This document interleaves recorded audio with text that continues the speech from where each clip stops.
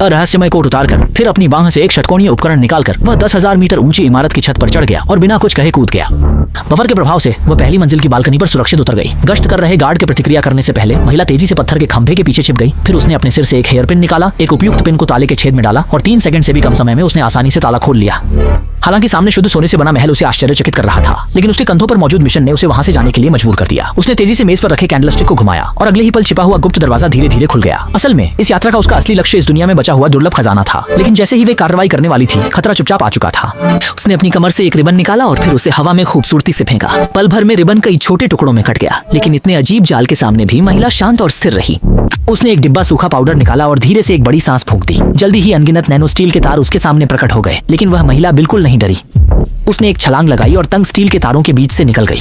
हालांकि जैसे ही वह जमीन पर उतरी, महिला ने एक और भयानक जाल को सक्रिय कर दिया। पहले उसने 2 मीटर लंबी टांगें उठाई, फिर यंत्र की अंतिम रेखा को पार किया और इस तरह से आसानी से अनमोल हार चुरा लिया। इसके बाद वह तुरंत अपने साथियों से मिली। फिर चारों ने पहले से तैयार की गई सोने की चाबी को एक साथ फर्श के ताले में डाला और जल्दी ही ताला खुल गया और खजाने के कक्ष का प्रवेश द्वार उनके सामने प्रकट हो गया। जब वे सफलतापूर्वक भूमिगत पहुंचे तो सामने का दृश्य देखकर वे हिलने की हिम्मत नहीं कर सके।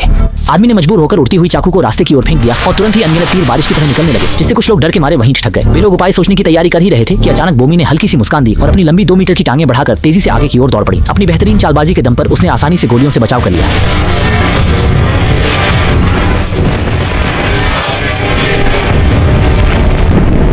अंततः टीम के सदस्यों के लिए सभी बाधाओं को साफ कर दिया, लेकिन बड़े विस्फोट की आवाज ने पहले ही गार्ड्स को सतर्क कर दिया था। अब हर सेकंड कीमती है। सौभाग्य से आखिरी क्षण में एयरशिप के कोर डिजाइन को बो बहन ने सफलतापूर्वक ढूंढ लिया।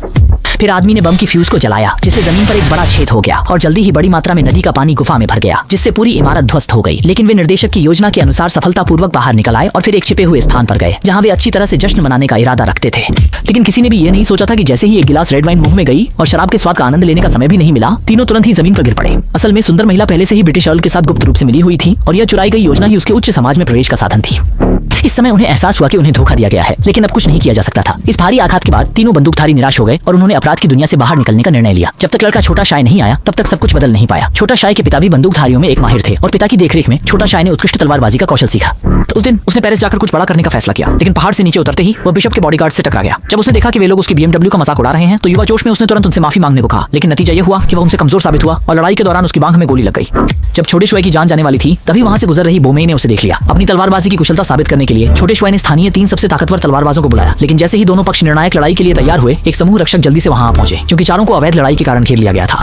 मुश्किलों का सामना करते हुए वे बिना किसी डर के अपनी अपनी अद्वितीय तलवारबाजी के दम पर सैकड़ों गार्डों को जल्दी ही हरा देते हैं और छोटे शुआई की असाधारण तलवारबाजी को भी तीनों फायर गनधारियों की स्वीकृति मिल जाती है। इसलिए उन्होंने 4 तलवारबाजों की टीम बनाने का निर्णय लिया, ताकि वे अच्छाई का प्रचार और बुराई का नाश कर सकें। लेकिन जल्द ही उनकी ख्याति राजा के कानों तक पहुंच गई। एक शाही आदेश के साथ 4 तलवारबाजों को महल में बुलाया गया। सोचा था कि इस बार महल में प्रवेश करना 9 मरने और 1 जीने के समान होगा, परंतु आश्चर्यजनक रूप से राजा ने न केवल उन्हें दंडित नहीं किया, बल्कि उन्हें बड़ी मात्रा में सोना भी दिया और उन्हें राजा के निजी अंगरक्षक के रूप में नियुक्त किया। दूसरी ओर मुख्य पादरी के मन में कपट था। वह राजा और रानी के संबंधों को भड़काने की कोशिश कर रहा था, जिससे इंग्लैंड और फ्रांस के बीच युद्ध छिड़ सके। इसलिए उसने मोहक बोमी को ढूंढा और उसे निर्देश दिया कि वह राजा द्वारा रानी को दी गई प्रेम की निशानी हार चुरा ले और फिर उसे चुपचाप इंग्लैंड के अर्ल की दराज में रख दे, ताकि रानी के अवैध संबंध का झूठा आभास हो सके। लेकिन उसे बिल्कुल भी अंदाजा नहीं था कि उसकी साजिश पहले ही रानी द्वारा भांप ली गई थी, पर अब हार गायब हो चुका था। जल्दी से उसे वापस लाने के लिए रानी ने अपनी दासी को भेजा, ताकि वह गुप्त रूप से रहने वाले 3 तलवारबाजों को ढूंढ सके। उम्मीद थी कि वे इंग्लैंड जाकर हार वापस ला सकें, लेकिन जब वे आत्मविश्वास से लबरेज लंदन पहुंचे, तो पाया कि हार को रखने की जगह पर भारी सुरक्षा तैनात थी। मजबूरी में उन्होंने दुश्मन को भटकाने की योजना बनाई, जिससे जल्द ही वहां अफरा तफरी मच गई और पहरेदारों का ध्यान भटक गया। फिर उन्होंने योजना बनाई कि छोटा शुआई जानबूझकर काउंट द्वारा पकड़ा जाए। इसका उद्देश्य था विरोधी का ध्यान भटकाना। बाकी लोग इस मौके का फायदा उठाकर काउंट का एयरशिप चुरा लें और फिर काउंट के किले पर जमकर बमबारी करें, जबकि छोटा शुआई भी मलबे से भागने में सफल रहा।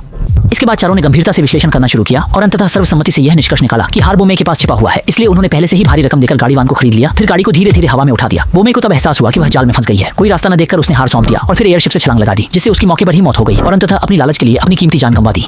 जैसे ही रानी का हार सफलतापूर्वक वापस लाया गया, 2 देशों के बीच की एक संभावित युद्ध भी अचानक रुक गया। अंततः चारों साहसी तलवारबाजों ने राजा की कृपा को बचाया और यह निर्णय लिया कि वे दुनिया में घूमते रहेंगे, न्याय के लिए लड़ेंगे और अपनी कहानी को आगे बढ़ाएंगे।